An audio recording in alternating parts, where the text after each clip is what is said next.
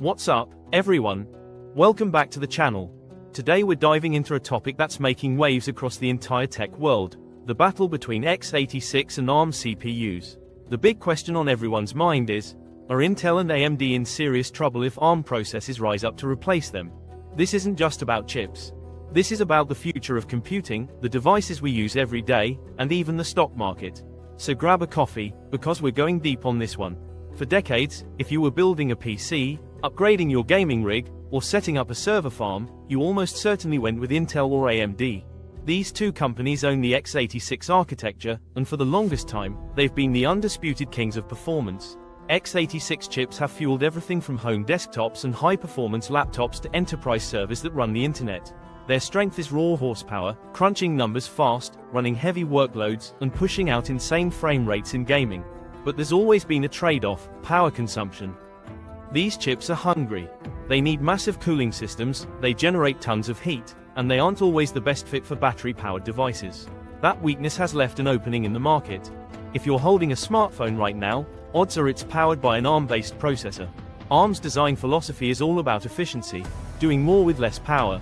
That's why they've been the go-to choice for mobile devices, wearables, and anything where battery life matters. But a few years ago, the game completely changed. Apple's M1 chip, and now the M2 and M3 series, proved to the entire industry that ARM could compete at the highest levels. These chips weren't just efficient, they were powerful. Suddenly, ARM wasn't just for your phone.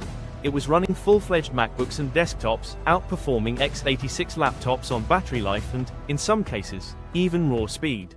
That move shocked Intel and AMD. For the first time in decades, a real challenger had arrived for mainstream personal computing.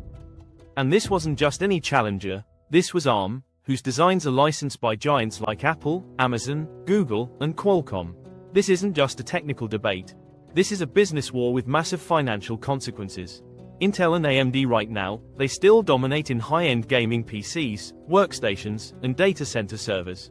But ARM's efficiency advantage is becoming too big to ignore. Hyperscale cloud providers like Amazon and Microsoft are already designing their own ARM chips because it saves them billions in power and cooling costs.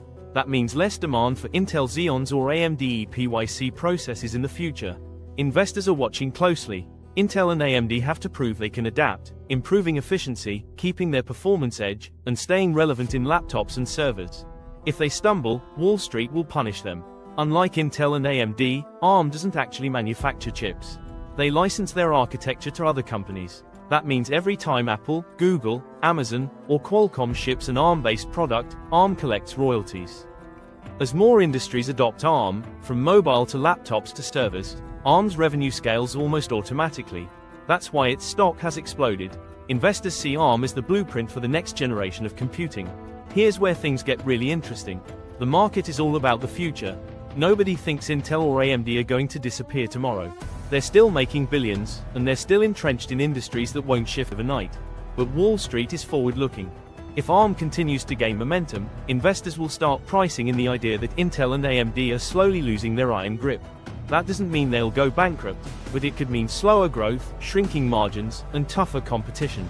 On the other hand, if Intel and AMD can show innovation, like AMD leveraging TSMC's leading-edge fabs, or Intel's big bet on its own foundry business, then their stocks could rebound. It all comes down to execution.